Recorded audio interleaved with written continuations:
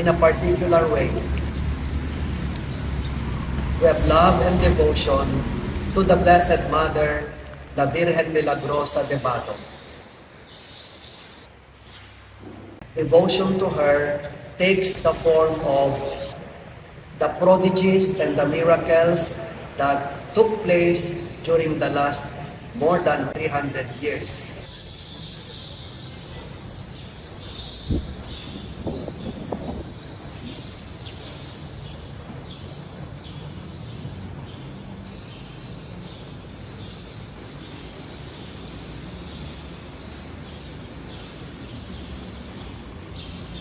Her name in Badoc is La Virgen Milagrosa de Badoc, associated with Santo Cristo Milagroso of Sinait.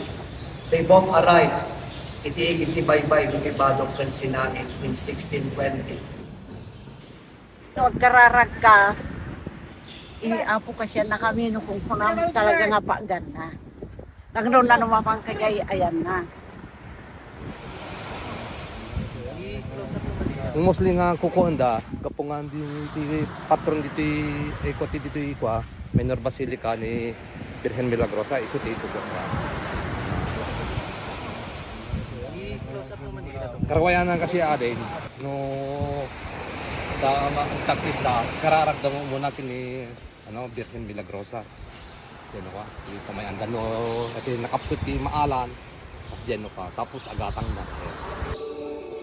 It must have been that one of this galleon, dito'y West Philippine Sea, had some trouble or problem, or the pirates, we do not know the real story, or some pirates looted this galleon of Spain and Portugal.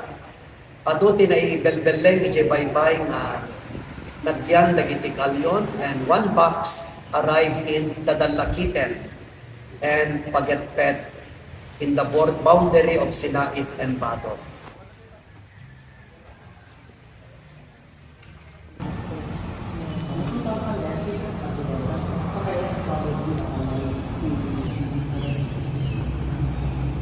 This image was found in a crate floating at the sea.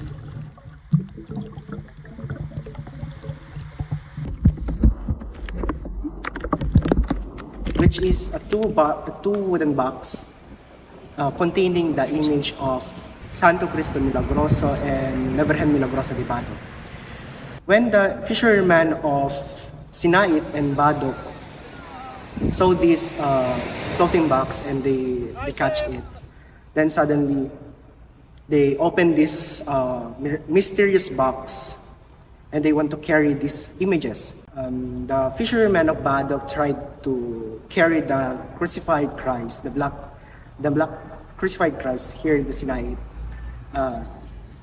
It's like there is a divine intervention when they carry it, because they can never try to lift this image. When the people of Sinai tried to carry this carry the image of the Blessed Virgin Mary, which is the La Virgen Milagrosa, they never tried to carry it. So that they tried to ask each other or reconcile themselves, then they exchange it for a while. The Church of Badoc also is a witness to the many persecutions of the early dwellers of Badoc, but because of the intercession of the Blessed Mother, take note of the term intercession, it was God who helped them, but through the intercession of La Virgen Milagrosa de Badoc, the people were spared from the many persecutions. And so therefore, the image is said to be miraculous because of those moments.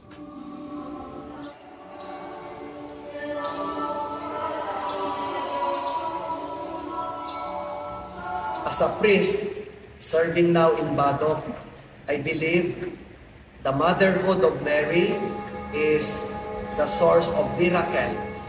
Ang trabaho ni Apo Diyos, itiinatayo, the Blessed Virgin Mary.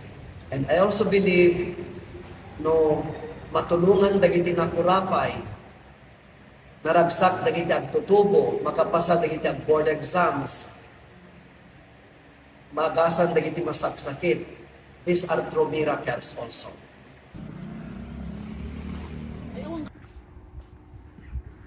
The book of Leviticus, it talks about the Jubilee year. In a series of 7 years, multiply it to 7, 49 years. On the 50th year,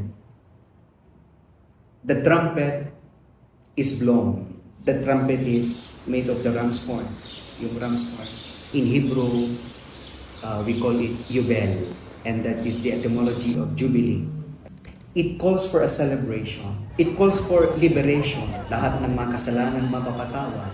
Lahat ng lupa dapat may babalik sa mga tao. Dapat walang magtatrabaho ngayon because it calls for a celebration, for rejoicing. And I believe that is also the central theme of why Jesus Christ came on earth. Yan yung ibig sabihin ng Jubilee. And we need to visit Jubilee churches, by the way. Because, di ba, gaya ng sinasabi ko kanina ng paulit-ulit, as we change our lives, it is always beautiful to go back to our homes. Whether or not you're a Catholic, the church is always ready to welcome us. That the church does not judge us.